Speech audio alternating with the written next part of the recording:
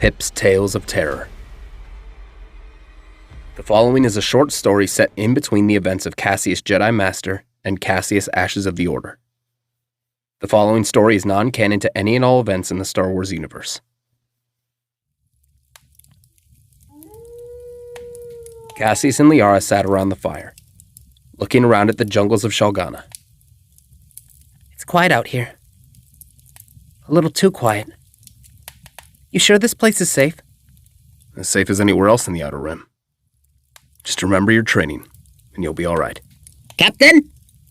Cassius looked over his shoulder as Pip stepped off the ramp of the Nebulus, carrying a few drinks and snacks for his companions. Who wants honey milk and pakuya fruit? Liara smiled happily as she and her master gratefully took the refreshments. Thanks, Pip. You remembered to turn off the stove, right? I gotta go do something, not stove-related. Be right back. Pip ran inside the Nebulus as Cassius shook his head and sipped his drink, while Liara looked at the full moon above their heads. All of a sudden, she seemed upset. Liara? You okay? Huh? Oh, I'm all right. It's just, I wish we were back on Dantooine right now. Why's that? Hafumata. Hafumata? Yeah, our autumn celebration. Cassius, don't you remember? Can't say I do. What? Cassius, you lived there for 8 years. You never heard of Hafumata? Cassius raised an eyebrow. Liara, I didn't exactly spend my time on Dantooine socializing and making friends. I was there to hide. Oh, right. Well, Hafumata is a big celebration with family and friends. There's dancing, feasting, and best of all, spooky stories. Did somebody say spooky stories? Pip! Yeah, it's a Dantooine tradition. At least in our village. I remember Sabo used to tell the scariest stories. But they were always so fun to listen to. The person who told the best scary story got a prize. A prize? Hey, I have an idea. Why don't we all tell some spooky stories here in front of the fire? Recapture that Dantooine tradition. Liara beamed and nodded. Okay, yeah, that sounds like fun. Cassius, can we? I don't see why not. Yes! Okay, Cassius, why don't you start? Cassius looked into the fire and back to his friends. You guys already know the scariest story I could tell. I lived my horror story. I think I'll sit this one out. You guys go ahead, though. I'll listen. Boo! Cassius looked at Pip with an unamused stare. Okay, then. I'll start. Okay, this is one Sabo told when I was really little. It's called The Tale of the Moaning Forests. Pip sat down with his metal hands clutching his knees in excitement as Cassius sipped his drink and smiled in amusement at the name. A long time ago, when Dantooine was very young, there were 5 tribes that ruled over the planet. Each of these tribes fulfilled a specific need. Whether that be hunting, crafting, farming, whatever. However, each member of the tribe obeyed and did their job. Because those who didn't were subjected to a terrible punishment.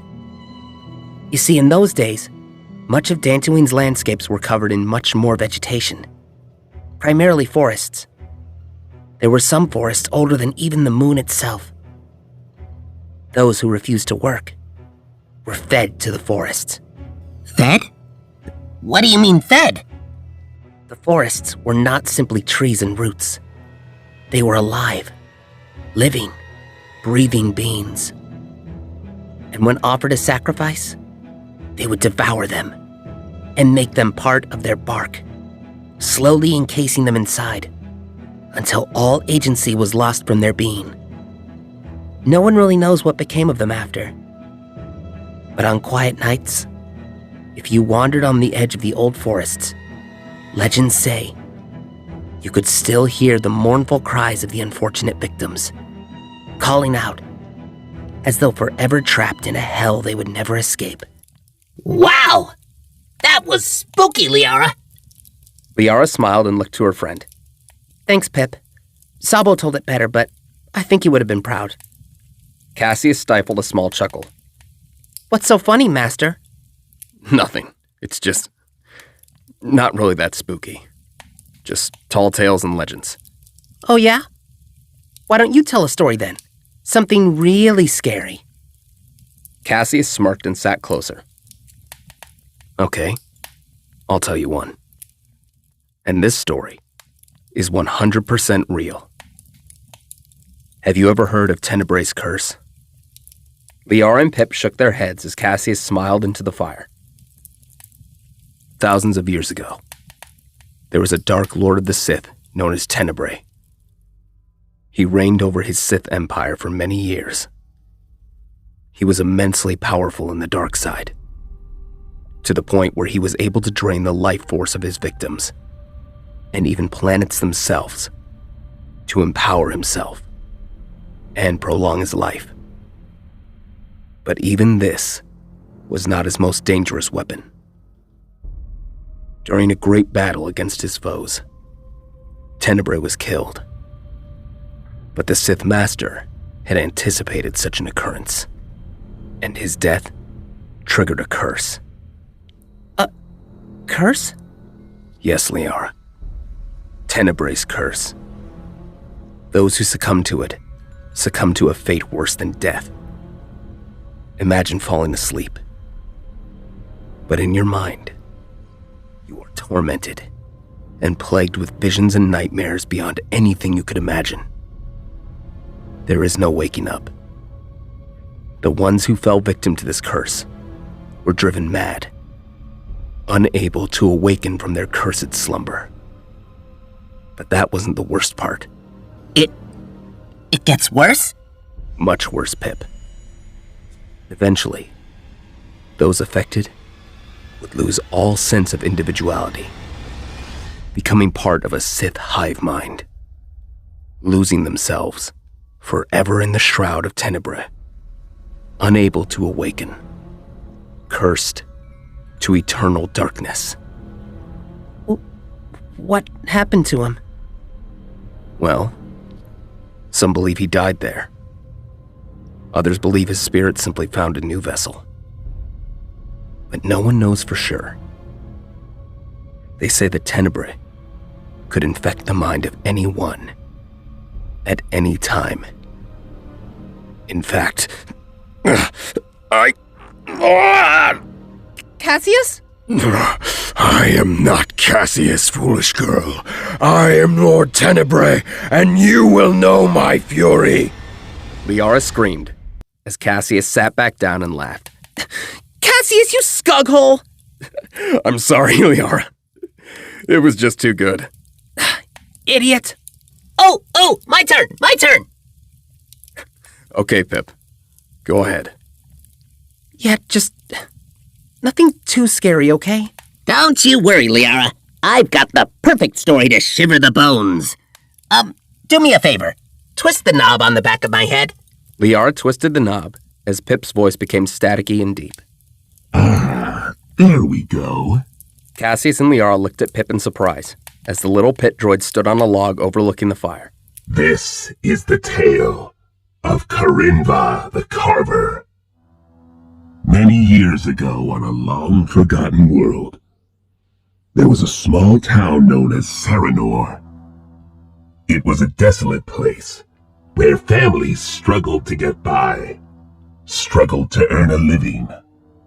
But one man found a way to keep food on the table.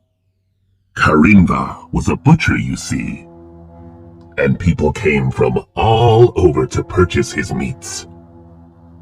They were said to be more succulent and savory than any dishes prepared on any planet. Some believed that Karinva was a wizard who was able to conjure the finest meats available. But that wasn't true.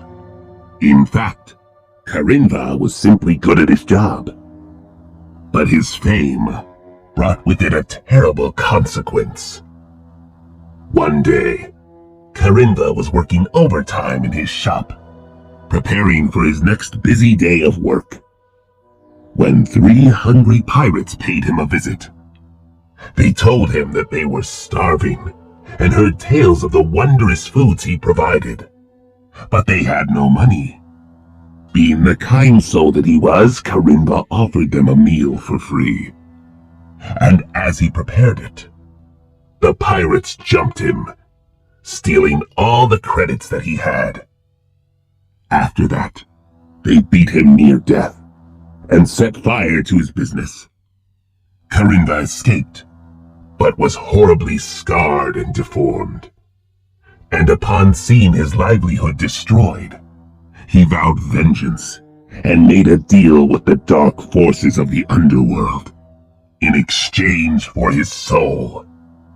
He was given the power to take his revenge upon those that wronged him. The pirates went back to the cave where they hid, laughing and joyfully basking in their devious deeds. They soon went to sleep, drunk from wine. But they were soon awakened by the terrifying sight of a mutilated and deformed butcher wielding a long, rusty carving knife. They tried to shoot him. They tried to beat him. But nothing they did was able to save them from their fate. No one really knows what happened. Only that their deaths were gruesome, and their screams of terror cut through the night sky like a dagger through soft flesh. The next day, the customers arrived at Karinva's business only to find it burnt to the ground. And outside, sitting at a small wooden stand, was Karinva, carrying on his work as though nothing had happened. But they noticed that the meat he was carving and preparing, separated into 3 large piles, looked different from the beasts of the field. "What is this meat?" they asked him. Karinva simply smiled and said, "A rare delicacy." The meat was shared out amongst the town, and no one really knows what happened to the pirates. But I heard they were delicious! Pip, what the hell? Pip stopped laughing and saw Liara cowering in her master's robe as Cassius held her close, a look of shock and disgust on his face. What? It's just a story. No more stories! No more stories! Pip, that wasn't a story. That was just disturbing. But you were scared, right? That means I win! What's my prize? Yeah, your prize is that you get to clean up the campsite by yourself. Come on, Liara. Let's get inside. Liara followed Cassius inside, leaving Pip by the fire alone. Wow. Tough crowd. Oh well. They're all just stories. Or are they? Pip, cut it out! Sorry.